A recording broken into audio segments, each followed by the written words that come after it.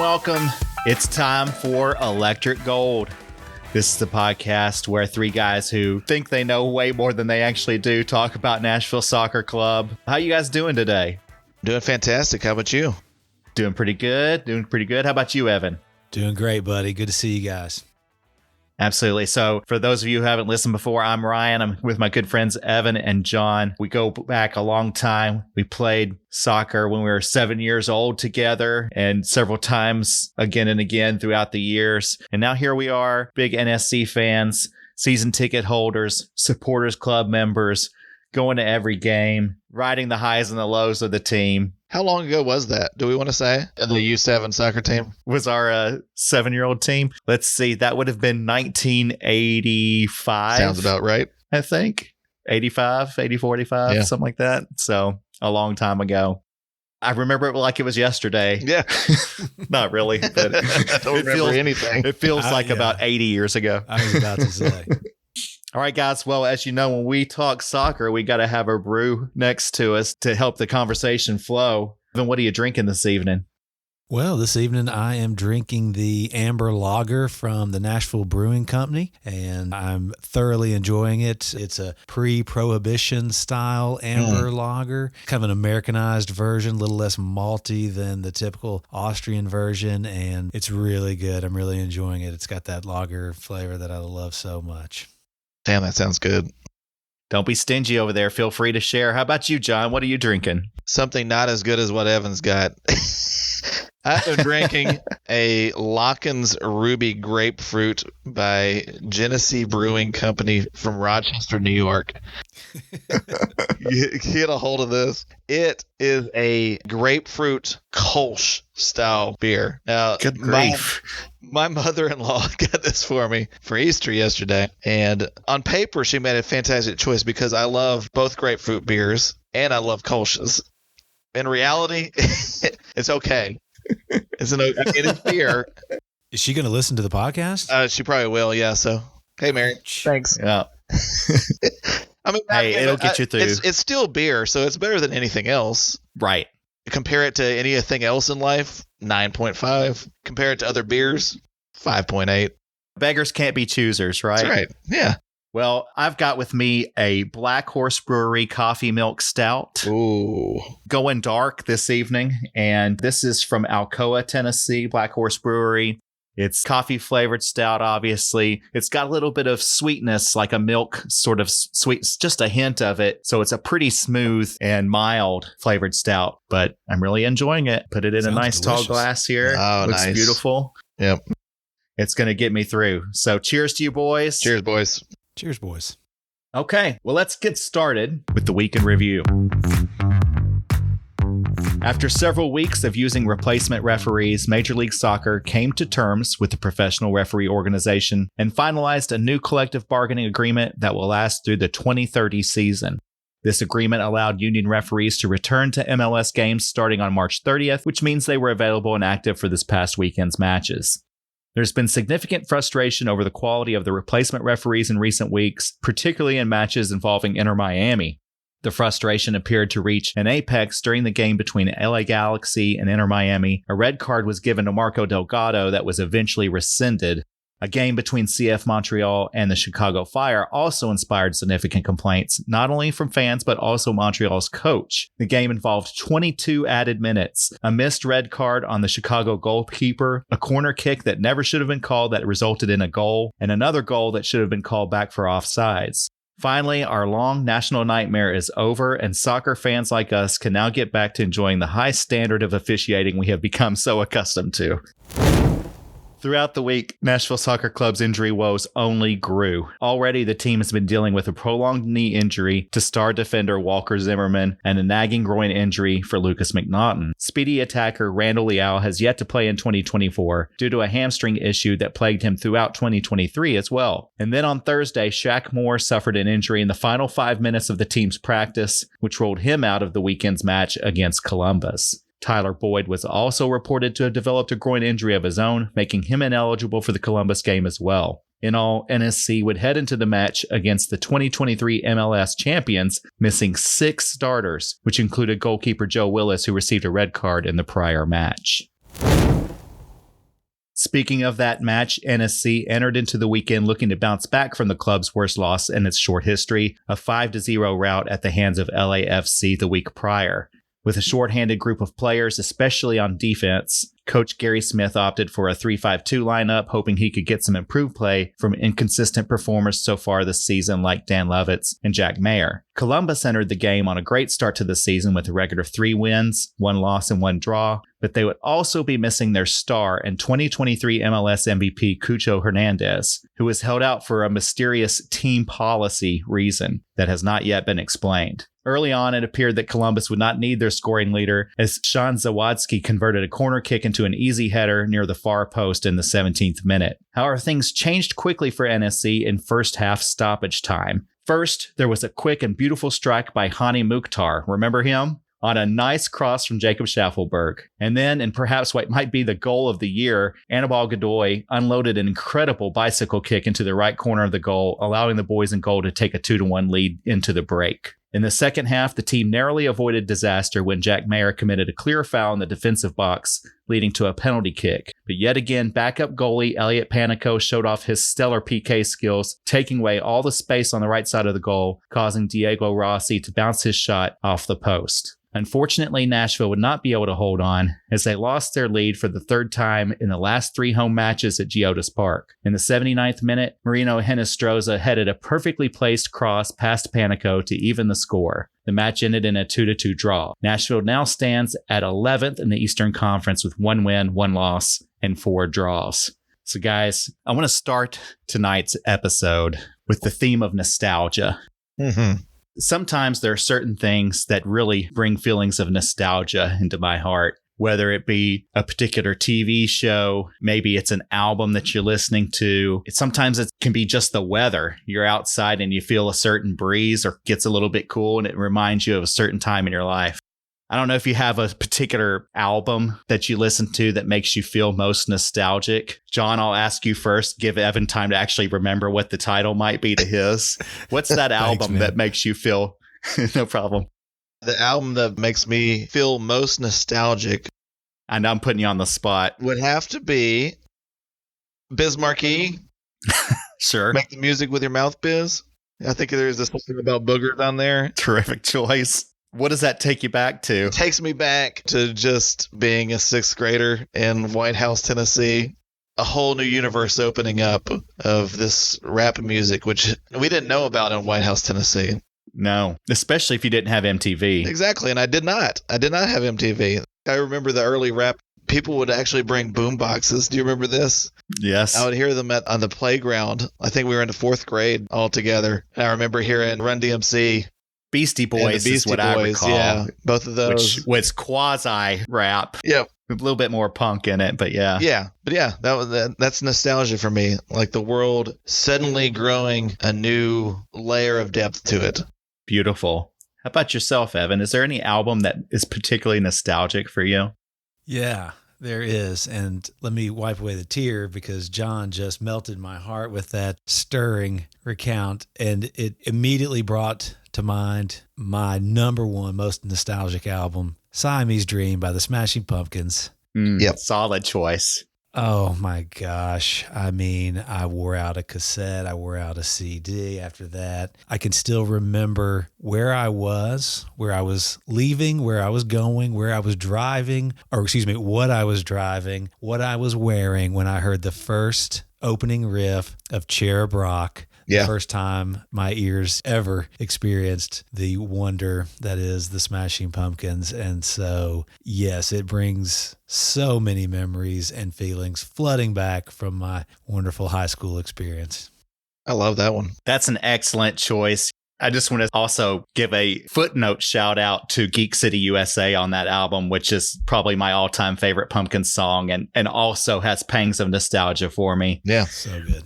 My number one, and I was listening to it earlier this week before the game, and I was listening to Radiohead's The Bends. Their second album, just a classic. People will swear by OK Computer, but I'm telling you, The Bends is where it's at. Takes me back to those later high school years. All of those memories come rushing back, just come flooding back. But I bring all of this up. The reason why I'm talking about nostalgia and Radiohead on a soccer podcast is because when I watched that game on Saturday, I felt the pangs of nostalgia. Yeah. When Hany Mukhtar scored, it was like the halcyon days of 2022 all over again. Yep.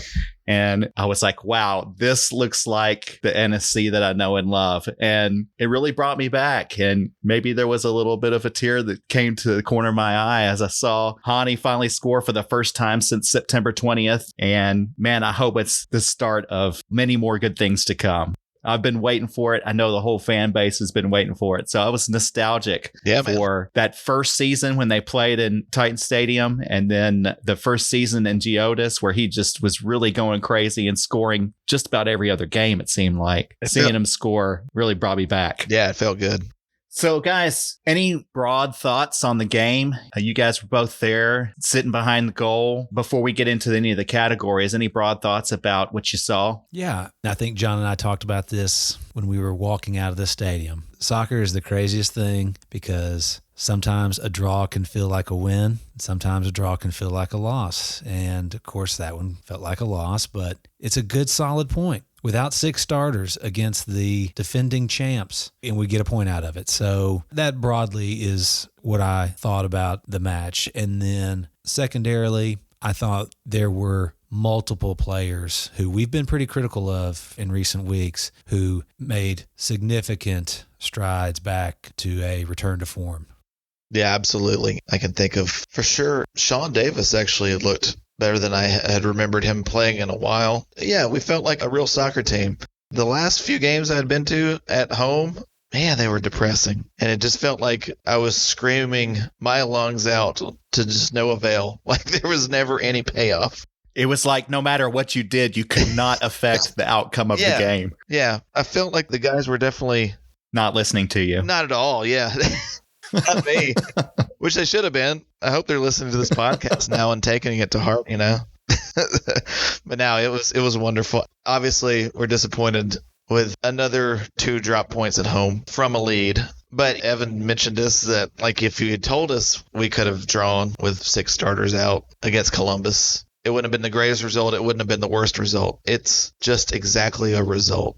But it felt good. It had a good feeling to it. I just get back to, it seems to like a very typical NSC result. What was it? I think it was the last year that we played in the Titan Stadium. Yeah. How many draws did we have in that season? Very few wins or losses. You want an exact answer? Yeah, I do. 18. Good Lord. Out of 34 games. I think we either set a record or tied a record, didn't we, for draws in a season? Yeah. I think we tied the record for ties.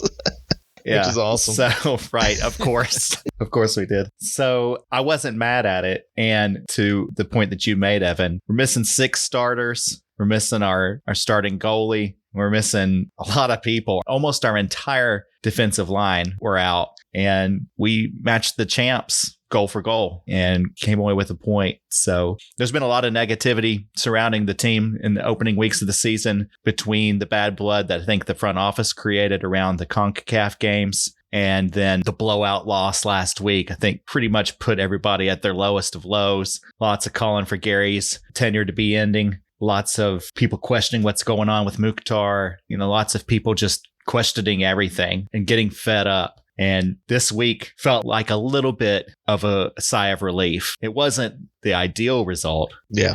But it was a step in the right direction. Yeah. Got me feeling optimistic. There you go. Let's do the best and the worst. Okay, guys, this is your chance to point out the best thing you saw this week and the worst thing you saw this week. We'll start with you, John. What's the absolute best thing you saw from the game or the whole week? Well, I have to say the best thing that I saw was the single best goal I have witnessed in person, and that is Anibal Godoy's goal. What a thing of beauty. What an unexpected beauty. I mean, we were walking around in shock that we just saw that happen. And what's funny is y'all know that when I was watching the replay of it earlier, I noticed that I personally, you can see me and Evan at the top of the screen as the ball has left his foot. I'm already jumping up in the air with both arms up. I'm pretty proud of that. You knew already. I knew. Yeah. But it was so awesome. We were so in shock in the moment that we didn't even realize that he was kind of emotional about it. Do y'all guys know about this? No. Valere with Pharmaceutical Soccer did a great bit of research, and apparently that was kind of a tribute to Luis Tejada, Panama's all-time leading goal scorer, who unfortunately died of a heart attack in a pickup game earlier this year, and he was a master at bicycle kicks. And so, yeah, that was really emotional that he was actually able to pull it off in a game. I'm sure once he scored maybe 2 or 3 goals ever for us, he probably didn't actually think he might be able to get a chance to do that. And so, yeah, he was kind of running around like crazy, and just the fact that it happened at home, that was awesome. He's definitely not the player you would have expected to pull off that type of move either. I mean, have we seen that kind of athleticism from him before? He's always been a bigger, more powerful type of player. Yeah. From a strength standpoint. I don't recall any kind of skill move like that. So, yeah. Yeah. It was awesome. I want more of it. His first goal in over 2 years. Oh, wow. Didn't know that. I always worry about when guys are attempting the bicycle kick, how they're going to land. And it was something I was even going to maybe ask you guys later on in Soccer 101 is like, are there some strategies or mechanics that you want to think about as you're pulling off a bicycle kick to make sure you don't land on your head or something stupid like that? I can just imagine Alex Moyle trying something like this. And kicking himself in the face. Yeah, kicking himself in the face, landing on his head. And he'd pop right back up. He'd be fine. Yeah. I could just see him doing it. I want to see him try it, actually. Anyway. Yeah, why not? Actually, the more I talk about it, it does sound kind of cool. All right, Evan, what's the best thing that you saw this week?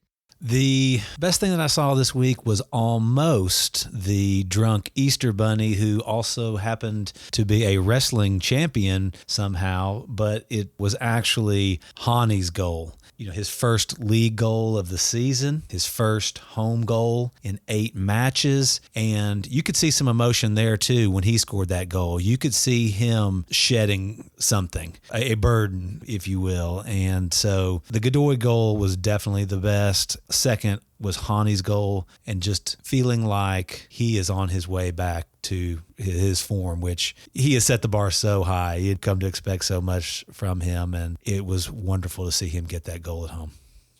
I think there was a collective shedding of relief or the weight on the shoulders of not just Hany, but the entire crowd. I think you could feel it. I wasn't able to be there. You guys were there. Oh, yeah. I mean, I was watching it on television and you felt it. It was palpable. What was it like in the moment there in the crowd when Hany scored that? Was there this giant sense of relief or what did it feel like? What was that sensation? You were absolutely correct. And like him coming over and doing the salute. Yeah, that was nostalgia. It was like, yes, our boy is finally our boy again. Like he's back.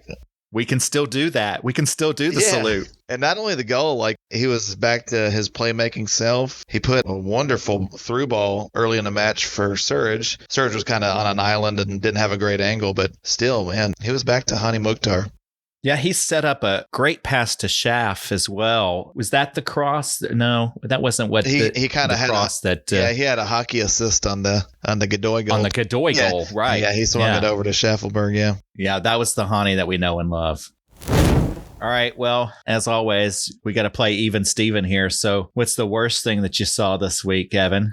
Worst thing I saw this week was Godoy's miss. That could have sealed the 3 points for us right there, and he really should have scored that. It was great to see him get that goal. Obviously, that was the highlight of the night. Like John said, probably will be the goal of the season for the club at least. But boy, if he would have gotten that second goal, what a different podcast we'd be having right now, right? Yeah. That was a huge missed opportunity for sure. What about you, John? What was the worst thing that you saw? The worst thing that I saw was the 2 goals that we gave up were both instances of defenders kind of getting beat in the air. I don't like to see that. With Gary Smith's defensive style, like that's kind of the fundamentals. Don't get beat in the air. And both goals were instances of individuals getting beat. I think it was Schaff on the first one, and I went back and it was Taylor Washington on the second one. I mean, Taylor isn't there to win headers, I know, but still, it hurts. Yeah, I mean, we were kind of missing the personnel for that. Yeah. For winning the aerials, right? Yeah, I guess you're right, but I still don't like it. Yeah, sure. I mean, obviously Zimmerman is the king of that. He's the guy you want in there for those challenges. McNaughton's also pretty decent at it. Then we get to Jack Maher, and he's a bigger presence. I would expect him to be able to go up and fight for some of those things, but you're not seeing that from him right now. And I don't play the best worst game, but if I had to throw my 2 cents in, just the overall play of Jack Maher in this game would be the worst thing I saw, just my nomination. Yeah. All right. Well, without further ado, let's do the up down.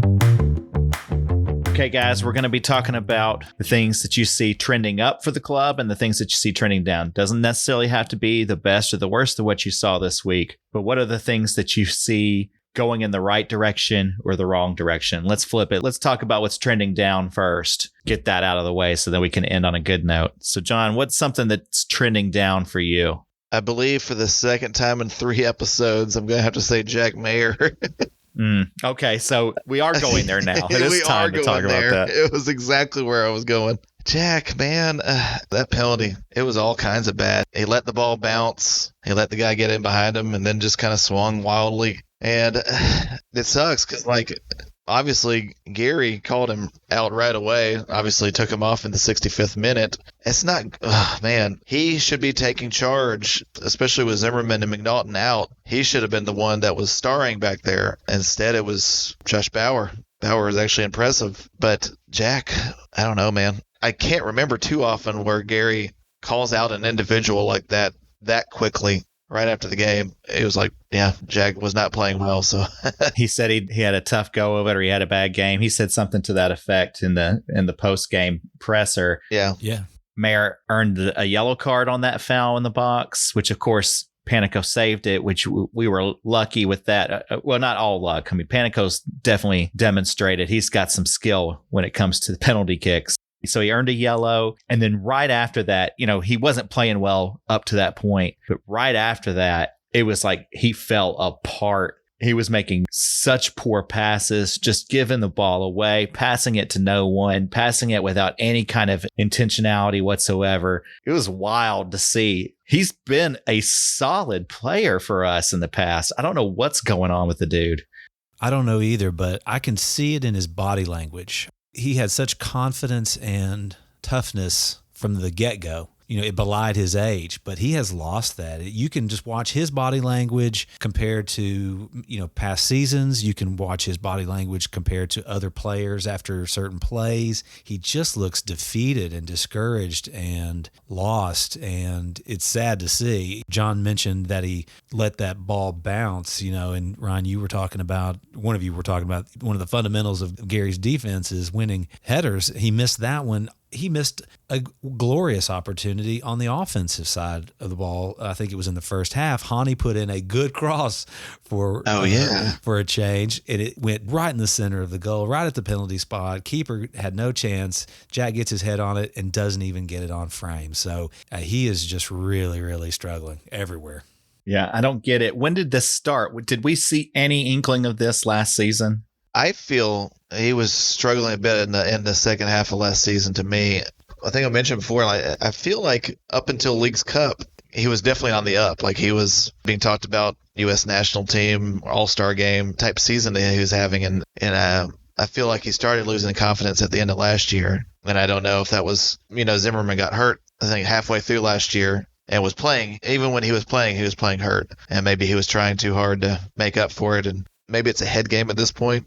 I don't know, Milkman. He's making me nostalgic for those days when he was on the up and when he was rising. I really hope he's able to regain the form. Maybe Zimmerman's return will help that. Maybe he just performs better when he's got a stronger leader there in the center. we'll see. But I think the leash is getting pretty short. He was held out of a couple matches by Gary, and wasn't he? Wasn't he held out a couple of times? Definitely the Miami game, the second one, yeah. Right. And then I think the MLS game right after that. Mm-hmm. And then he was yanked pretty quickly. I think after that foul, it took about 3 or 4 different touches where Maher just sailed the ball away to Nowheresville or to the other team. And Gary had seen enough. It was like an old Warner Brothers cartoon. He just put the cane out there and wrung him by the neck and pulled him off stage. Michigan J. Maher. I'm sure they're having some interesting conversations in practice this week. Hopefully he calms down and is able to get it back together. Evan, what's the thing that's trending down for you this week? Yeah, I think Moyle continued to trend down this week. Taylor may have been the one to get beat in the air on that second goal, but it was Moyle who got put on skates by the Crew player who crossed that ball in. He twisted him all up and beat him and crossed that ball in. And he contributed nothing offensively. Unless I'm forgetting something, I just don't remember him doing anything worthwhile offensively. So I think Moyle's continuing to trend down 2 weeks in a row. I think I mentioned this last week. He's kind of a trick-or-treat player. He'll give you a game where he's just outstanding, and you're like, this guy can be one of the best players in MLS. And, maybe nuts, a little bit of an exaggeration, but he's certainly got an incredible... Yeah, no, he can't be. No one's ever said that before. I'm the first, and I didn't mean it. He certainly gives you instances where you're like, oh, wow, this is a plus player. He's contributing. He's got speed. He's got tenacity. And every once in a while, he does something pretty cool on the offensive side. He is rarely accurate with any of his shots, but we can accept that with all the hustle that he puts on the field. But then you have a game like this one this past weekend where you really just don't see him. He's just not involved in a lot of what was going on. At least I didn't feel like. And then, like you said, on the defensive side, for him to get burned like he did, that was a big disappointment, especially because, we rely on him to have a lot of speed and be able to stay in front of people. And in the shape that we rolled out, the 3-5-2, really depended on him and Schaff just burning up those sides from what I believe. Am I right, John, that basically those guys were tasked with being the hustle players on the wings going back and forth? They've got to go all the way in on both offense and defense and as wing backs. I don't see any other option that Gary could have had with Shaq being out other than Moyle, which is a failure on our part. We don't have a backup right back. If only we had a player like Fafa Pico, that would be good. Have we noticed that he's been really good? Well, I was going to ask you guys about that. Like, he's really rolling. What's the team that he's on now? Vancouver Whitecaps. Yeah. He's having a good season to start out so far. All right. Well, Evan, tell us the thing that you think's trending up this week. Hany made great strides in a return to form, so he's definitely trending up. And it wasn't just that goal. He was so much more productive and dangerous this game. Had some really good moves, elusive moves to free himself up to take a shot on goal. He was setting up other guys with really direct balls, really cutting balls through the back line. He took better corners. His free kick, I can remember one at least that he got over the wall. It didn't hit the target, but it was pretty close in, and it was improvement just not to shoot it into the wall. So, I really, really feel good about the strides he made in his return to form. I agree. The word I would use for what I saw from Hany this weekend was lively. It was really a lot more life to his play than what we've seen in the past several weeks. He seemed a bit frustrated, and I can understand why. It seems like he's been really double teamed and triple teamed and frustrated, not able to get much going. This game, he was able to get some movement with the ball. And as I've been saying for a couple weeks now, I really see his future as facilitator, as playmaker, more so than finisher. Surridge is an excellent finisher. We've seen Schaffelberg do some nice finishing. I really like Mukhtar in the middle of the field, just making magic happen. It's kind of the role that we used to think Randall Leal was going to play, where he brings the ball across the midfield and serves it up to boys up front. And I think that Mukhtar really has shades of being able to do that probably better, with his footwork and everything and his decision making. I think the passes that I've seen him this week and last week serve over to the left side of the field. They're really beautiful. The one he landed on Schaffelberg, like I said, the one that I think that it was ended up being the cross to Godoy was just a beauty. So I'm really excited about it. I'm seeing from Hany. It's like old Hany coming back again. It literally is. This is what he played when he was in Europe. He was the guy in behind. He was like the number 10. I don't know how much Danish soccer y'all watched. Ton. So much Danish soccer. Ton of Danish soccer. So much it all just blurs together at this point. So he was at Brøndby. Brøndby is how the Danish say it. And that was the team we signed him from. How do they spell it? Brondby, and I don't know if there's any kind of umlauts, the little dots, the Motley Crue dots involved in there or what. But yeah, Brøndby. Yeah, he was number 10. I think that it's a comfortable spot for him. Mm-hmm. Wouldn't you agree? Oh yeah, totally. And he did it for Germany, and I'm guessing y'all also watched the U20 World Cup in 2015, right? Do you even have to ask, John?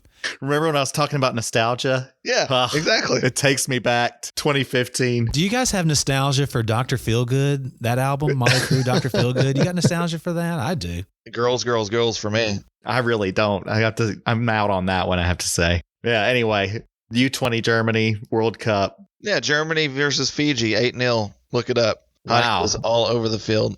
Number 10, slicing and dicing, the Fijian Warriors. And I think that in years past, we haven't had the personnel to allow him to play that role. And with the addition of Surridge and now with what Schaffelberg's doing, I think we've got some pieces. He's still going to have to probably be relied upon to score some, but he doesn't have to be relied upon to score 80% of our goals anymore, hopefully. Okay, John, what's the thing that's trending up for you? Elliot Panico. I'm glad you bring him up. Yeah, he didn't save the penalty, but if it had gone anywhere other than on the post on that side, he would have gotten it. In general, I still love Joe, but I don't see what the harm in giving Elliot the job at this point is. The things that Joe does better than Elliot are the things that will come with time, being commanding in the air on set pieces and, barking orders at the defense. That kind of stuff you have to play to really get better at. And obviously, he's quite a bit younger than Joe. And he's proven time and time again that there's things that he does better than Joe. Shot stopping of all kinds, penalties, obviously. But in general, I think he's got better reactions than Joe does. Can I call back to last week when we were talking about that? Or I think it was last week, that penalty kick save. I watched his process this time, and he didn't just automatically throw that, in this case, right leg out. So that means that on that last one, he saw that last minute, split second, that the ball was coming down the middle and was able to adjust and make that save. That it really is remarkable. Yeah, he's reading the shot taker and reacting in real time. And man, that's hard to do. It is. Most of the time, speaking as a guy who's played at least 2 games as a goalie in his life, you at least. You're reading the kicker, you're trying to decide which side he's going to go to, and you throw your whole body in that direction. That's probably what most keepers do. And that way, if you happen to get it right, you do block it. But no, he's reacting to the kick, and that's something only elite penalty stoppers do. The announcers on the Apple broadcast were talking about the genius of him on that penalty kick, because he is waiting until the absolute last split second to react. Mm-hmm.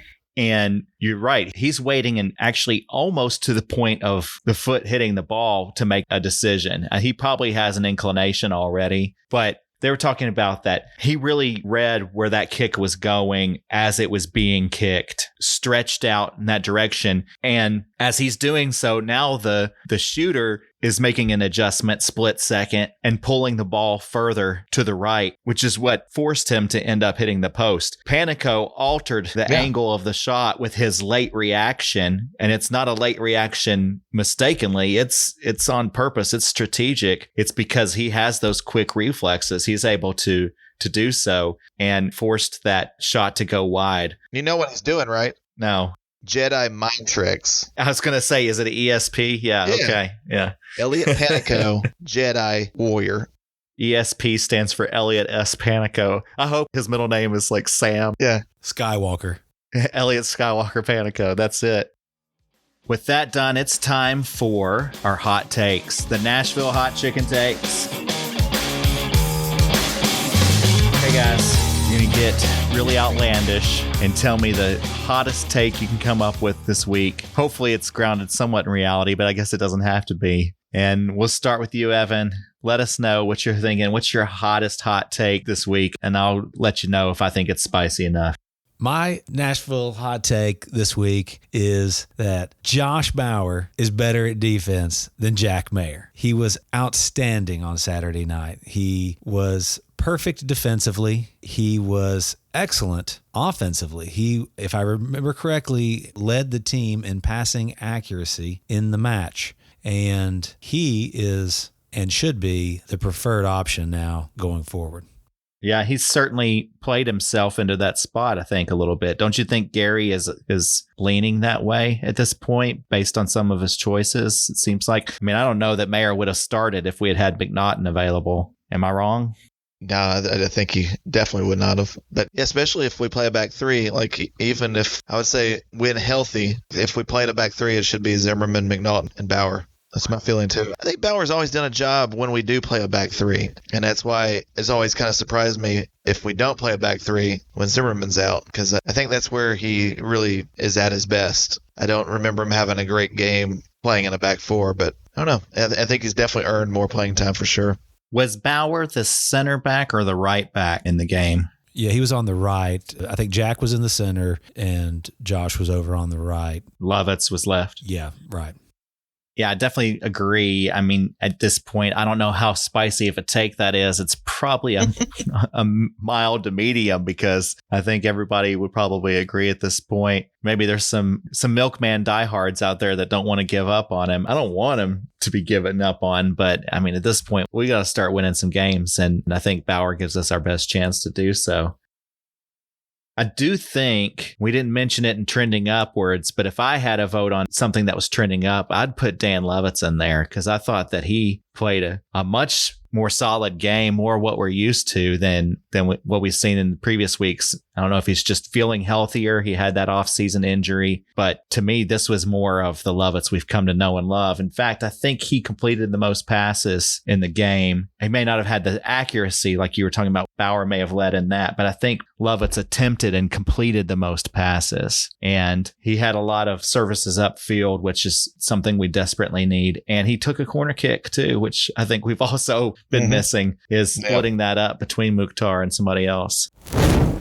John, do you have a hot take for us? I bet you do. I do. I've got a hot take for y'all, and that is ties fucking suck. Okay, so y'all remember when MLS first started, like 96 or so? I absolutely do.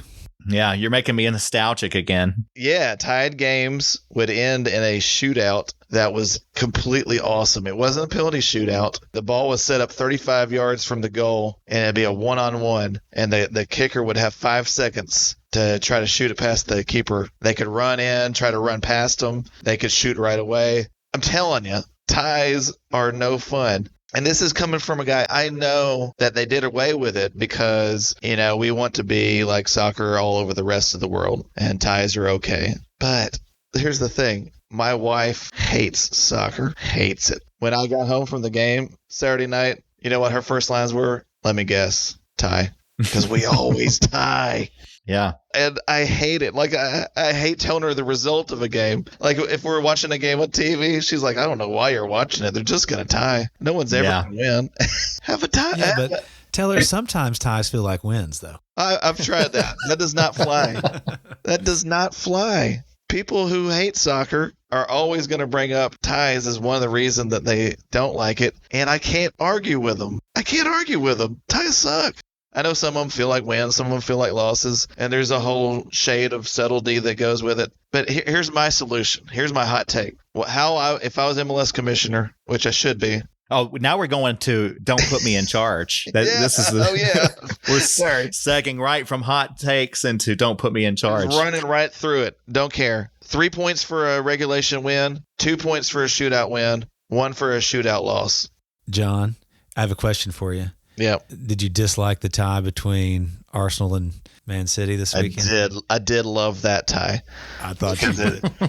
It did let my boys my beloved Reds run through into first place. So I do appreciate that. But no, come on. I didn't watch it. I don't want to watch it. I'm glad I didn't watch it because a 0-0 tie, no one likes that. Well, I think that it's perfectly fine for us to leave those weak-ass ties to the Europeans. Yeah.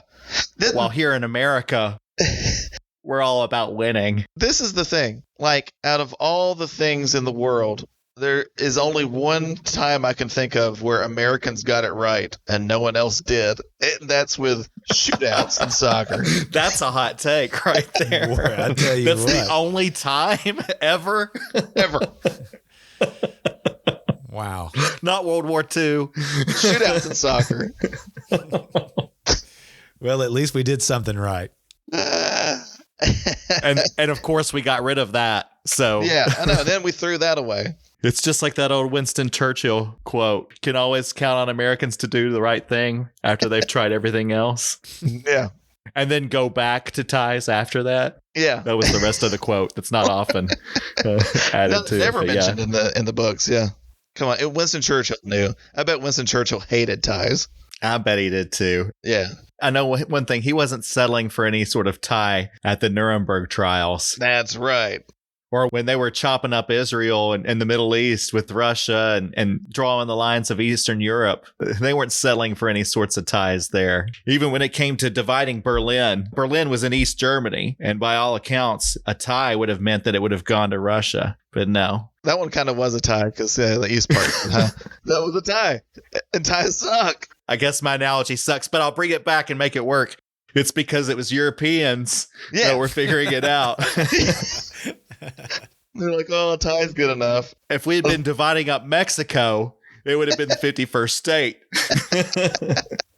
So there's how I made that work. Okay. Well, that's a good hot take. I think that the fact that ties suck is maybe a medium spicy. I'm going to be a pretty hard judge of that one because I think most MLS American fans are probably going to agree with you. I do think you're right, though. I think you're onto something. I think that if we have a desire for the sport to grow larger in terms of the fan base here stateside, that's probably a hurdle that has got to be figured out at some point. And I think you're absolutely right. When they first created the league, they were on to something of avoiding those tie situations. I believe that the league is, in terms of attendance and viewership, might be bigger than baseball at this point. I think that's probably correct. At least the physical turnout at games is larger. Yeah, not on TV, that's for sure. Yeah. And so the television audience isn't as large, but I do think that like the actual fans in attendance at games is larger than most baseball games, except for maybe like New York and Boston, a few others. There's an opportunity here for us to move into that third space, even be bigger than hockey. If the MLS really wanted to do it, now that they've got all of these stars coming to the MLS,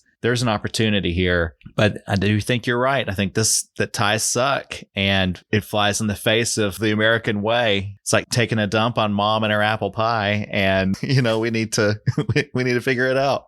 I mainly just don't want my wife to be right about something about soccer. Like, she's so much better than me at everything else. Like, the one thing I feel I'm better than her at is knowing about soccer. But she's right about this. She's right that ties suck. And so, yeah, I'm following her footsteps in that regard. Okay, we'll give you a medium hot. It's decent. It's enough for a local to notice. Princes would not be ashamed to put that one out there. Guys, let's move on to Soccer 101.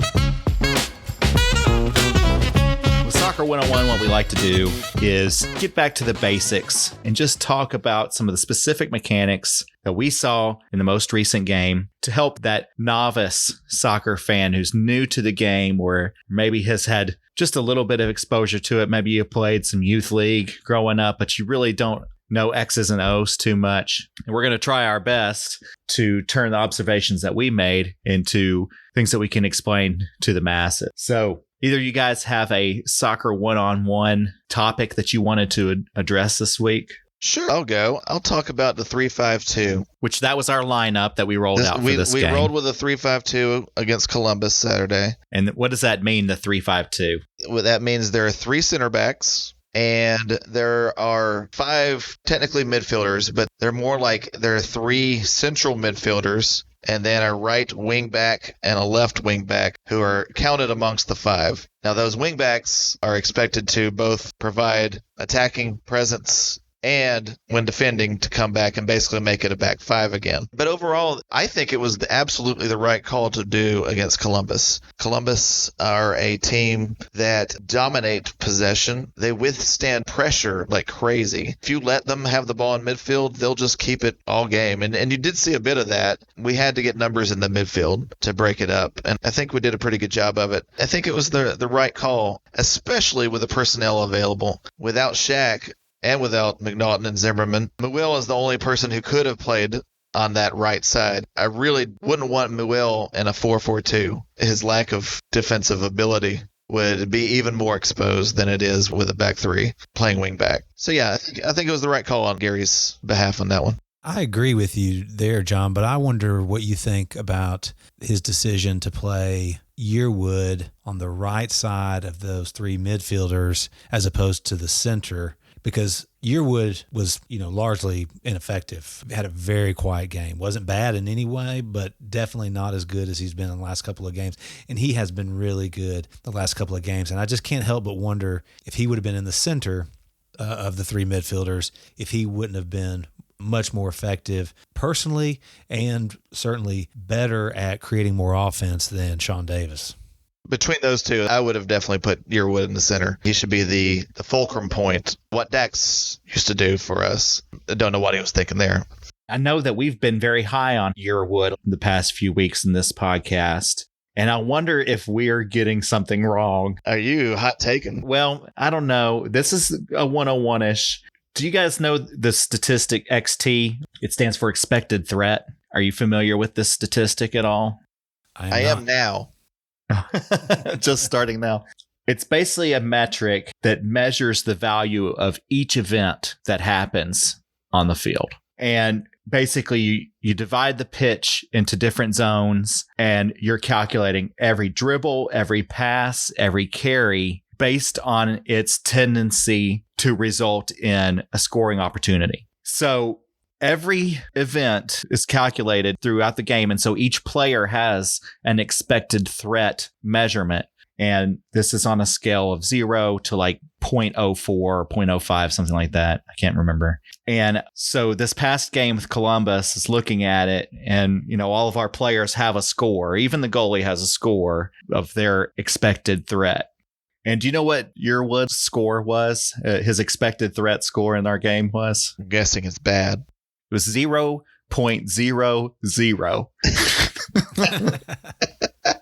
He was completely ineffective, and there was no event, according to the advanced analysis, the advanced statistics, which I know you can twist data any kind of which way. But according to this measurement, Yearwood did nothing effective in the entire game from an offensive possession standpoint. When he possessed the ball, he did nothing positive. Yeah, and there's no doubt about that. Was the eye test Saturday night, but I wonder what his XTE might have been in the game or two before. Surely it was more than 0.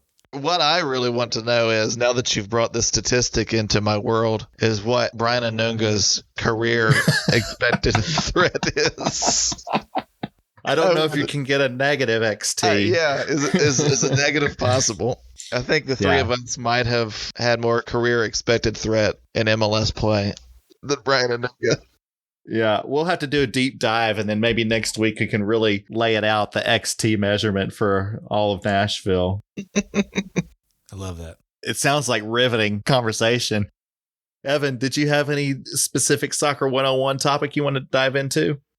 No, I think that was kind of what I wanted to talk about and just again highlight that decision by Gary to play Yearwood over there on the right, which had him over with Moyle. So, he didn't have a whole lot of support there behind him offensively. I can't help but wonder what his XTE might have been had he been in the center and had all of the options in front of him, left and right. You guys are bringing up Will, and I'm curious because he's been often referred to as that Swiss Army knife that can be plugged into so many different positions around the field. But I definitely think some things he's better at than others, and some positions he thrives in more than others. Is there an ideal spot where we can place Will? Let's say when we're healthy, where's the best place to drop him in where he can be the most effective and we can maximize his talents? Probably like at the front of a diamond midfield. Like, you don't want him having to be the glue in midfield that keeps the ball ticking back and forth like a Dax McCarty or even a Sean Davis. But yeah, you want him like close to goal because he seems to make good things happen when he's in the box. Like, he has kind of a nose for where the ball's going to be. Now, as to whether he can do anything with the ball in those circumstances, some games, yeah, some games, absolutely not. He does do a good job of applying pressure to the opposing team's defense. I would play him like one of my U6 players and just let him run to the ball 90 minutes. Yeah, he's going to run. He has such a motor. He is going to run for 90 minutes plus. So I wonder maybe as the winger in a 4-4-2 on the right side. That way he's got hopefully Shaq behind him for a little help defensively. He's got free reign to run up and down and contribute what he can offensively. Obviously be such a disruptor when the other team has the ball. One other quick thing I wanted to ask while we're on Soccer 101. We talked a lot about corner kicks last week, and I think we saw the same issue we brought up last week again. Some confusion around zone versus man and defending the corner kick. They scored off of that one in the first half, but the first one was definitely a misread by Schaff. The announcers even mentioned it. There was some mix of playing man and zone. I don't think that that's intentional. You're either doing one or the other. Yeah, I would think not. I have no idea what a mix. I heard that too. A hybrid. Yeah, unless Gary Smith is like on a different level playing 5-dimensional chess. Yeah, I don't think that was intentional. I don't think Gary Smith could play 1-dimensional chess, much less 5-dimensional. I just wonder if there needs to be some more communication around that. If because we're missing Joe, we're missing Zimmerman, we're missing McNaughton, we're missing Shaq, we're missing all of these folks who are pretty critical, I think, to setting up corner defenses if these things were getting lost with some of the team that's out there. I don't know if Panico is conducting traffic there or if he's directing traffic. I'm not sure what's going on. Yeah, he should be. I haven't really noticed him screaming like Joe. I always noticed Joe screaming. Yeah, me too. He's very easy to notice. He can physically pick up dudes and put them in the place they're supposed to be. I'm not sure I've seen Panico do that yet. And Joe is like a dude that I do not want to make angry because I've seen him angry. It's not pretty. I don't want to be anywhere near him. I don't want to cross him in a dark alley. I only want him angry at FC Cincinnati.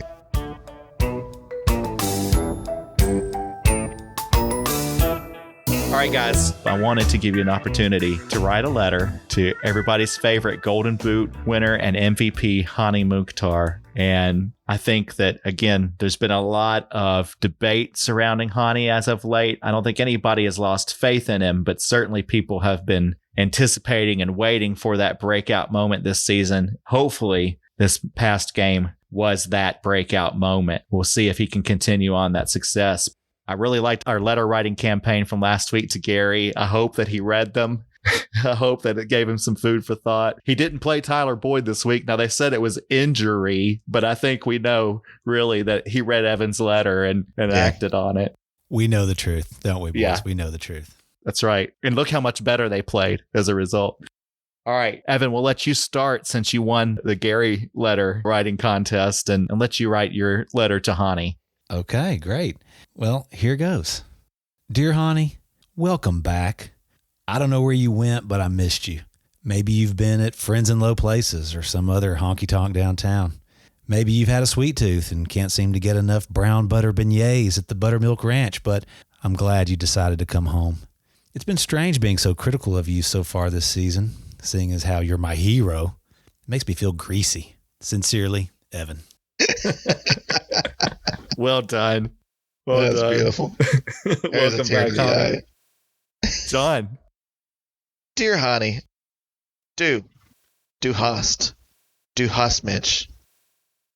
mich gefragt. Du hast mich gefragt. Du hast mich gefragt und ich hab nichts gesagt. Willst du bis der Tod euch scheidet? Troy ihr sein für alle Tage. 9. I couldn't said it better myself. Well done. That was my first draft. I was really hoping for more of the thick German accent. Like, you were giving us the accents last week. So here's the thing. I literally tried to record myself trying to do a Hany Mukhtar accent and almost called myself into the authorities for a hate crime. It was that bad. So, yeah. Well, we're early on our podcast history, so I'm glad that you didn't get us canceled just yet. There's still plenty of time for that later. All right, guys, let's do the weekend preview. This coming Saturday, April 6th, NSC will host one of MLS's 3 remaining undefeated teams when the Philadelphia Union come to town. Philly is riding high after a 2-0 shellacking of Minnesota, while Nashville is simply looking to get more people off the injury list and onto the field. They will have their hands full with Philadelphia striker Julian Carranza, who has scored 7 goals in 7 matches across all competitions this season. After starting off the MLS season with 2 draws, Philadelphia promptly had their asses handed to them by Pachuca in the CONCACAF Champions Cup 6-0. But since that drubbing, Philadelphia has begun to find its way. With a more relaxed schedule, they've won 2 of their last games convincingly. So far, Philly has a goal differential of +4, while Nashville has recorded a differential of -4, mostly due to the poor showing against LAFC. So, as we noted last week, it's maybe the toughest stretch of the season between Columbus, Philly, and then next game is, who is it? Inter Miami. Inter Miami. Oh, yeah, duh. So maybe the 3 toughest teams in the league. It's certainly in the Eastern Conference. But we held our own against the champs last week. I'm interested to know what you guys predict will happen this week against Philadelphia. John, what do you think is going to happen? Well, I think it's going to be a bloodbath. Do y'all remember us playing them last year? It was near the end of the season. We lost 2-0 at home. And it was the game where I believe Lovitz and Shaq both got sent off. Shaq right. In the 95th minute for fighting with Carranza, I believe. Carranza got sent off. Whoever he was fighting with got sent off too.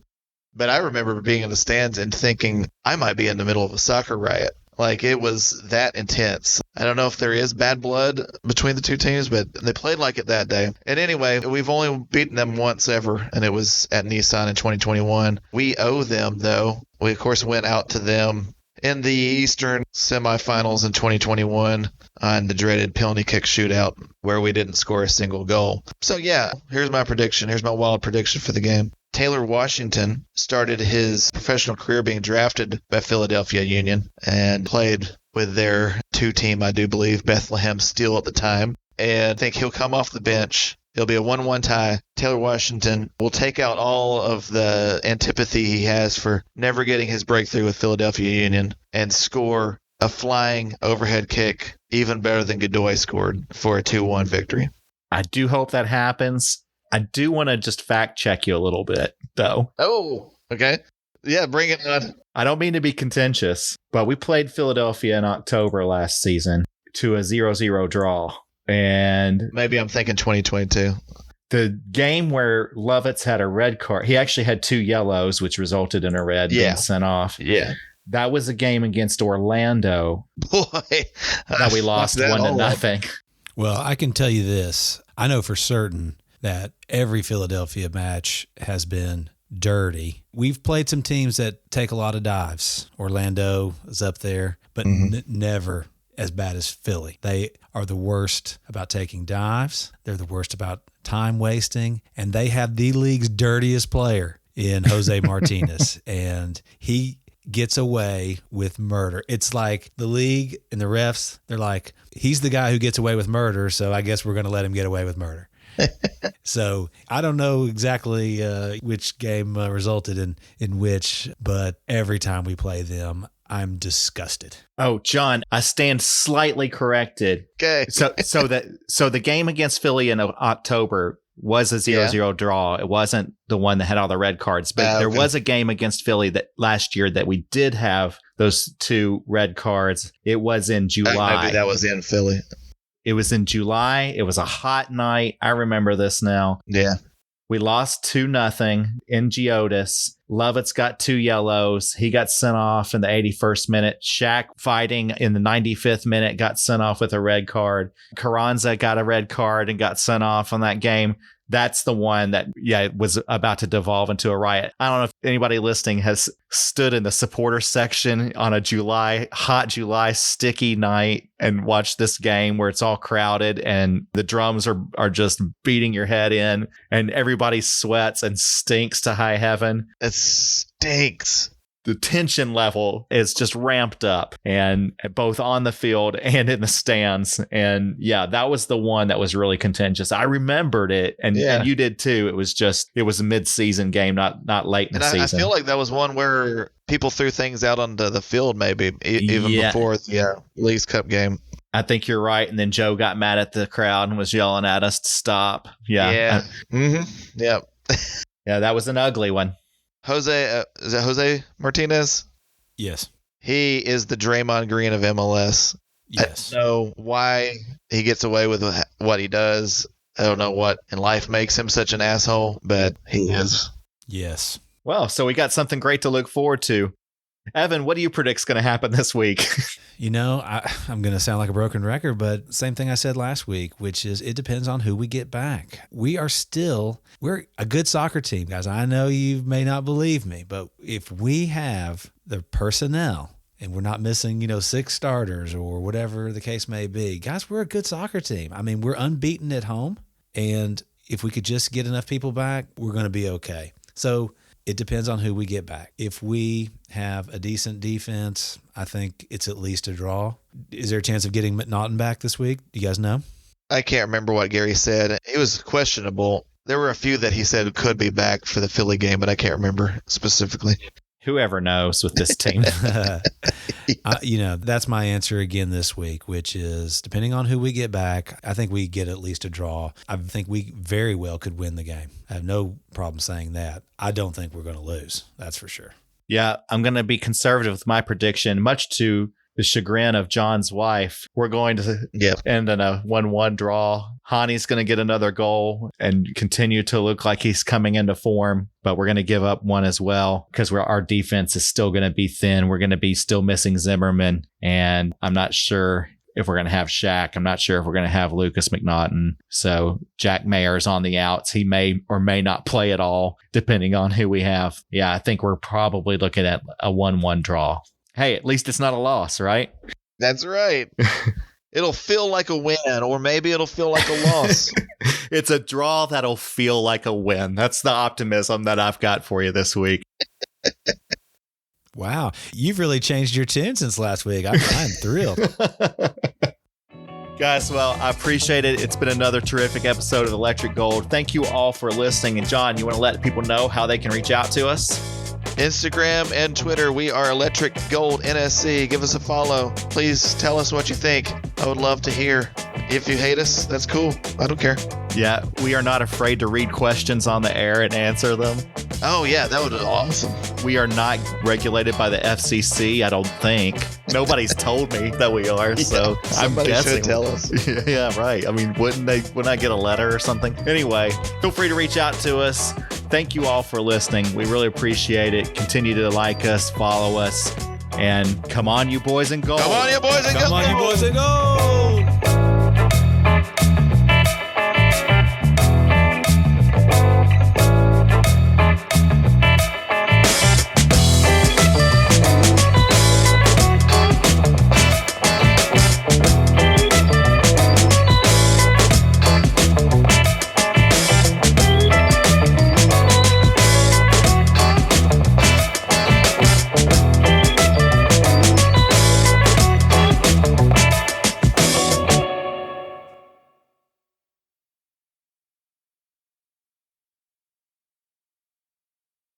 Okay, well, it might come across as a hot take, but it's not outlandish. Jack Bauer is better than Jack Maher. Mm-hmm. Jack Bauer was outstanding.